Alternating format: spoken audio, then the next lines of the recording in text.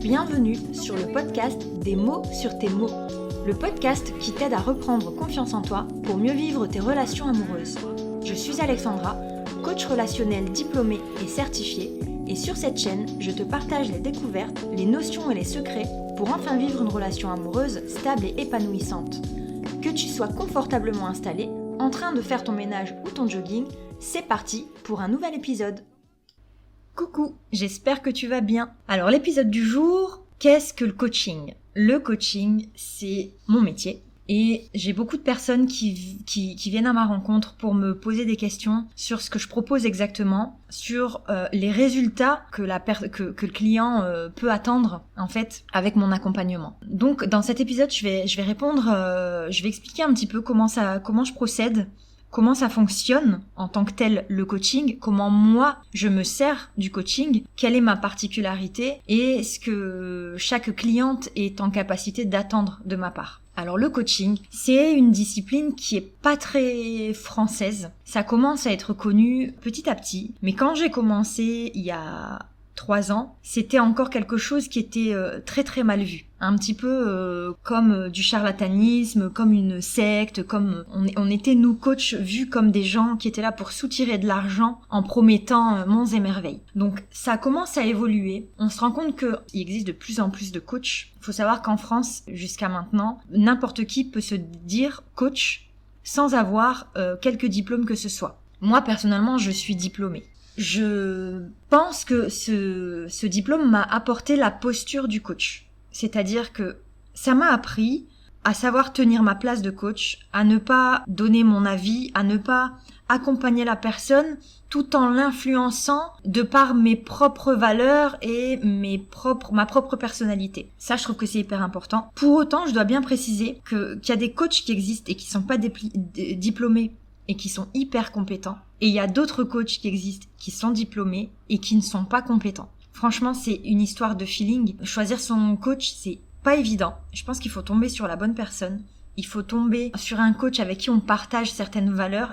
Franchement, j'ai envie de dire qu'il y a autant de types de coachs qu'il y a de coachs, en fait, de personnalités, en fait. C'est pour ça que, pour trouver le bon coach, je pense qu'il faut connaître un petit peu son travail, son approche, sa personnalité. Et c'est pour ça que je mets à disposition les podcasts, que je mets aussi à disposition des écrits sur les réseaux, que je me raconte un petit peu. Sur mon site internet, il y a un livret d'accueil où je me présente, dans lequel je propose des exercices et ma manière de voir les choses. Il y a aussi une page de présentation. Donc je pense que tous ces contenus-là contribuent au fait de me connaître un petit peu plus, et de savoir en fait si tu as un atome crochu avec ce que je peux proposer et avec ma personnalité. Je pense sincèrement que s'il n'y a pas cet atome crochu, ça marchera pas. J'ai beaucoup aussi de clientes qui viennent, qui ont un parcours où elles ont déjà consulté un ou des psychologues et où c'était elles ont compris des choses, mais il manque encore quelque chose. Ça n'a pas réglé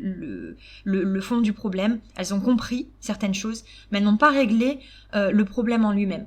Et le point commun à toutes ces expériences, c'est que le psychologue, lui, c'est son métier. Il a été diplômé pour ça, mais il a une posture où il se tient un peu comme un médecin. Et donc il n'y a pas cette confidentialité où le coaché connaît un peu la vie de son coach. Et ça, je trouve que c'est important. Le lien, il est à mi-chemin entre le professionnel et j'ai pas envie de dire l'amical parce que c'est un peu tendancieux, mais je dirais plutôt le confident.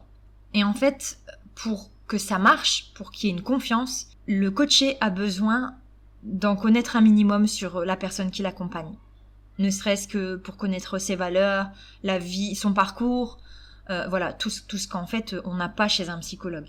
Et donc je pense que c'est complémentaire. Je pense vraiment que le psychologue a matière à apporter à la résolution de la problématique, mais le coaching, lui, c'est plutôt une manière d'avancer, de passer à l'action. Je dirais qu'en fait le psychologue, il a ce côté compréhension, le coach, il a ce côté passage à l'action, changement. De mon point de vue, je suis pas du tout diplômée en psychologie, mais j'ai cette passion pour le relationnel qui fait que la partie compréhension, j'aime beaucoup l'aborder. J'ai besoin de comprendre, et pas pour moi, mais pour vous. C'est-à-dire que j'ai besoin de comprendre pour être sûr que tu as compris, finalement. Voilà pour présenter un petit peu le métier du coach. En ce qui me concerne, moi, je suis coach depuis 3 ans. Je suis passée par la dépendance affective et je m'en suis sortie grâce au coaching.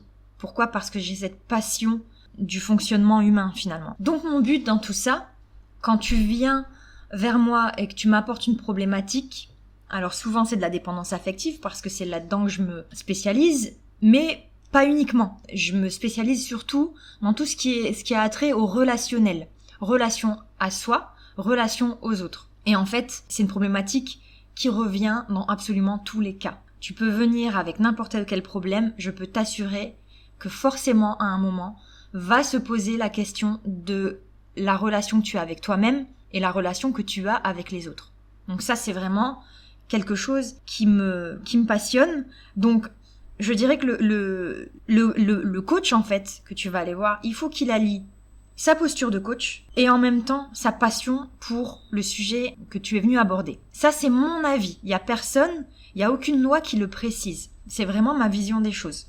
Maintenant, le coaching, il passe par une étape cruciale qui est le passage à l'action. Comme je disais tout à l'heure, il y a une partie compréhension. Pourquoi tu en es là ? Pourquoi tu traverses ça ? Pourquoi tu vis ces choses-là ? Et une partie passage à l'action. C'est-à-dire que quand on a bien tout décortiqué, quand on a bien compris l'origine de ton problème, on a mis le doigt sur ce qui fonctionnait pas, et ben on va trouver de nouvelles habitudes, de nouvelles manières de penser et de nouvelles actions. Et tout ça se fait au fil des séances et entre les séances. Alors, au plus tu vas travailler par toi-même entre les séances, au plus les séances vont être efficaces et vont être moindres. Au moins tu vas savoir être autonome entre les séances, au plus on va avoir besoin pour pratiquer ce que tu n'as pas pratiqué en dehors. Parce que il y a beaucoup d'exercices à faire. Ça peut être des exercices pratiques relationnels, comme des exercices qui peuvent être un petit peu plus scolaires. Tout simplement, ça va être des listes à faire, une réflexion sur soi-même et du coup de l'écrit. Voilà, il y a ces deux types d'exercices que je mets en place. Alors, autant les exercices pratiques relationnels, ça va être difficile de les mettre en application pendant les séances. Du coup, c'est à faire entre 2 séances et on débriefe lors de la séance qui suit. Mais les exercices qui sont un petit peu plus scolaires, ceux-là sont faisables en dehors des séances. C'est-à-dire qu'en séance, on va vraiment prendre beaucoup d'exemples sur ta vie, on va décortiquer pour arriver à comprendre l'origine du problème, comme je le disais tout à l'heure.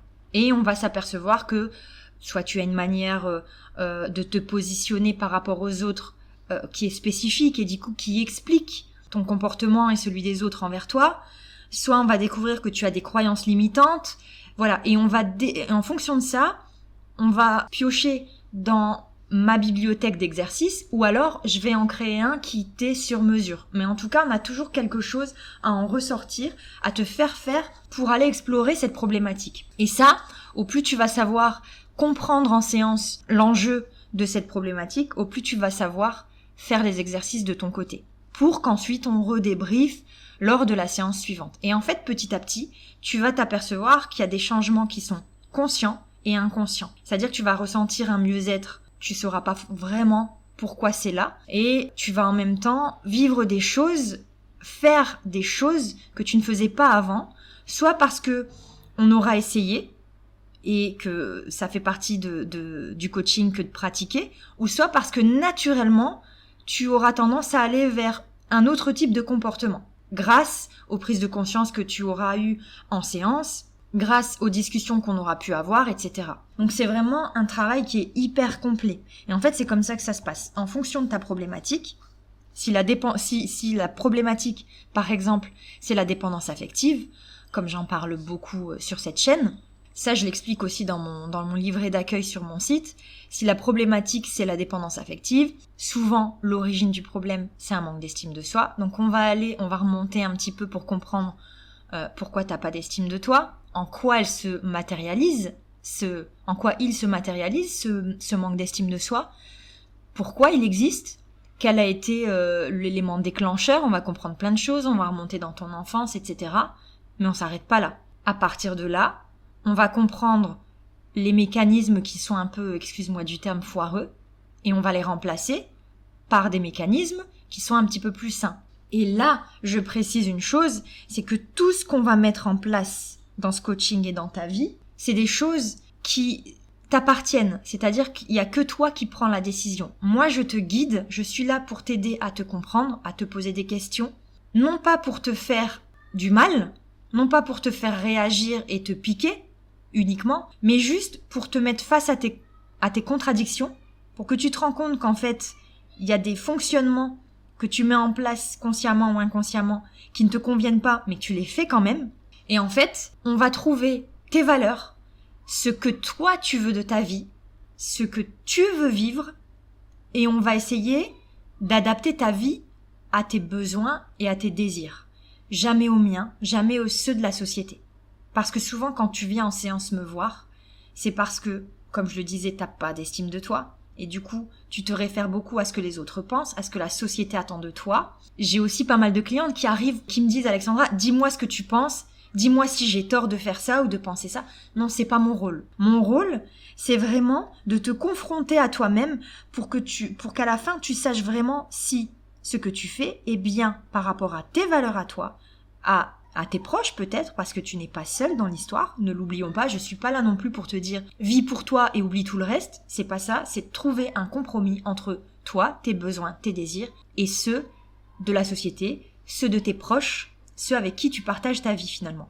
Donc voilà un petit peu le fonctionnement du coaching et de mon coaching en particulier. Parce que c'est hyper important de savoir où tu mets les pieds, de savoir à quoi t'attendre. Alors, tout ce que je viens de t'expliquer en podcast, si tu viens me poser la question en privé, je te réponds. C'est d'ailleurs ce que je fais régulièrement. Mais je me suis dit qu'en fait, il y avait beaucoup de personnes qui n'osaient pas ou qui ne prenaient pas le temps de venir me poser la question, mais qui se posaient quand même la question finalement. Donc voilà, je me suis fait un plaisir de vous expliquer un petit peu mon fonctionnement. J'espère que ça a été plutôt clair. J'ai certainement oublié des choses, mais ça, n'hésite pas à me le dire. Mais au moins, ça te donne une ébauche un petit peu du travail que je propose, de ce que le coaching en lui-même peut apporter par rapport à d'autres disciplines qui peuvent être la psychologie. Il y en a qui passent aussi par l'hypnose, il y en a qui passent par plein de choses, par le MDR par exemple.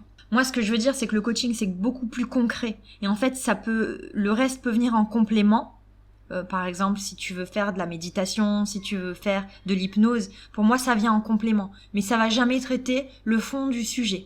Le but avec le coaching, c'est qu'au bout d'environ une 12aine de séances, tu comprennes les rouages du coaching et que tu arrives à te coacher toi-même. C'est-à-dire, quand j'ai une problématique, je trouve l'origine de cette problématique, je sais quelles questions me poser, quelles sont les bonnes questions à me poser quand je suis dans cette problématique-là, et quels outils j'ai à ma disposition pour m'en sortir. Et en fait, à la fois on va travailler la problématique pour laquelle tu viens en coaching, mais en même temps, le but c'est de retenir un maximum d'outils pour que quand tu sois face dans ta vie à une autre problématique, tu saches directement comment t'en sortir.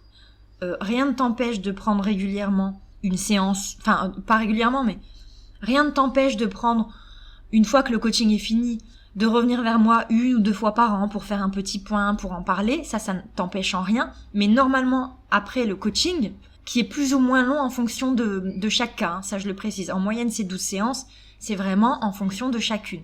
Mais une fois qu'on a fini ce coaching-là, en toute logique, tu es censé savoir te débrouiller un petit peu toute seule face à tes problématiques. Ça c'est important, parce que c'est quelque chose, tu dois comprendre que c'est quelque chose qui va te servir pour toute ta vie. Parce que la méthode, je te la donne. La méthode, elle est offerte en fait avec l'accompagnement. Et donc, moi, ce qui m'importe aussi, c'est de rester en contact avec toutes mes clientes qui ont pu avoir eu besoin de mes services à un moment ou à un autre. Donc, à tout moment, je reste disponible par message. Je réponds, je m'intéresse à vos vies.